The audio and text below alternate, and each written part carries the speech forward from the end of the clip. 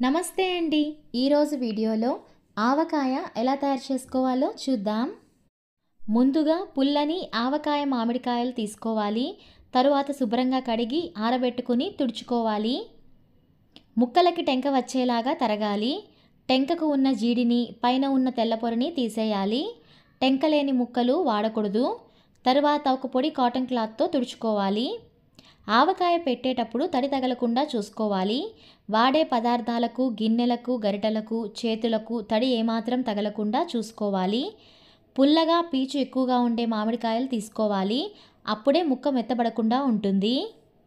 కింద నుంచి పై వరకు సమానంగా ఉండేటువంటి గ్లాస్తో కానీ గిన్నెతో కానీ మామిడికాయ ముక్కలు కొలుచుకోవాలి. నేను ఆవకాయ పెట్టడం కోసం పల్లి నూనె వాడుతున్నాను, లేదా మంచి నువ్వుల నూనె వాడచ్చు.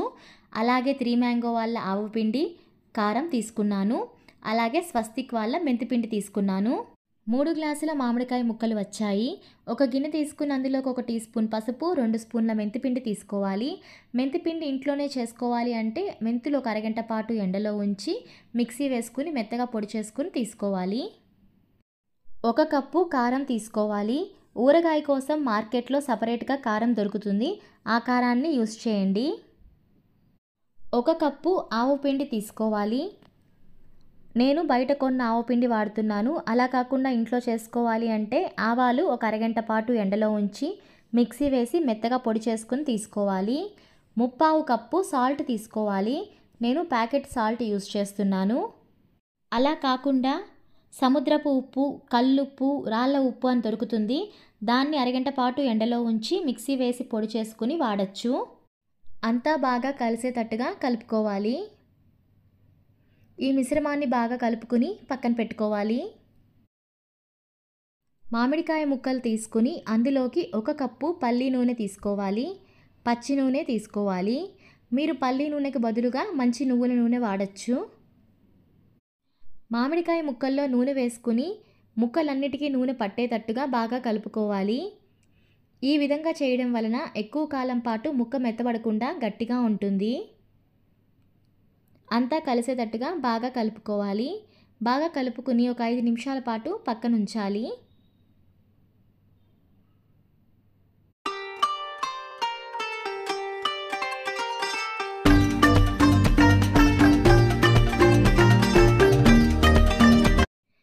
ఇప్పుడు మామిడికాయ ముక్కల్లో ముందుగా కలిపెట్టుకున్న కారం మిశ్రమాన్ని కొద్ది కొద్దిగా వేసుకుంటూ బాగా కలుపుకోవాలి.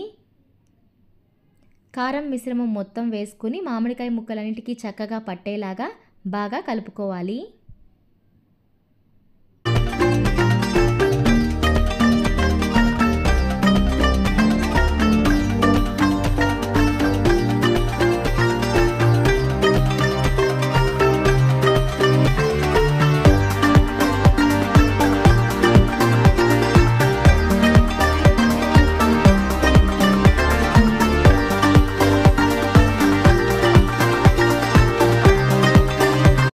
ఇప్పుడు ఇందులో 1 గ్లాసు పల్లి నూనె వేసుకుని బాగా కలుపుకోవాలి.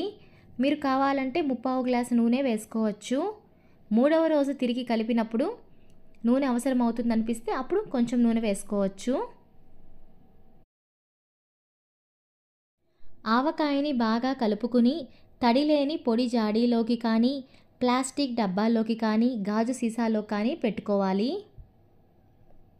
3 రోజుల తర్వాత ఆవకాయని మరొక గిన్నెలోకి తీసుకుని తిరిగి కలుపుకోవాలి.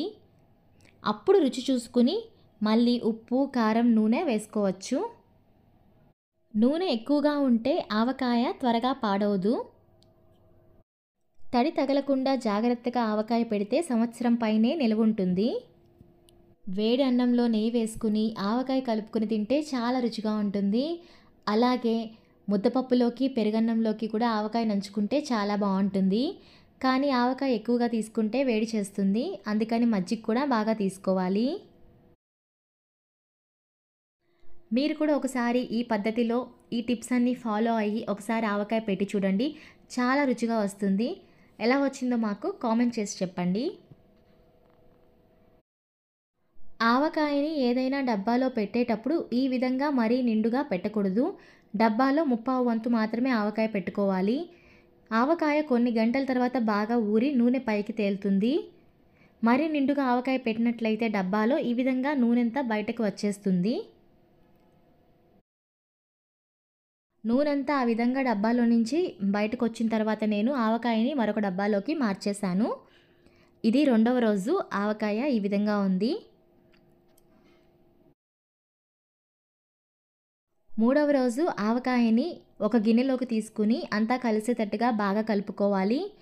ఉప్పు, కారం, నూనె ఏమైనా పడతాయి అనిపిస్తే చూసుకుని వేసుకోవాలి. అంతేనండి, ఆవకాయ తయారైంది. ఆవకాయ చాలా బాగా కుదిరిందండి. ఆవకాయ వాసనకే నోట్లో నీళ్ళు ఊరుతున్నాయి. మీరు కూడా ఒకసారి ఈ విధంగా ఆవకాయ ట్రై చేసి చూడండి.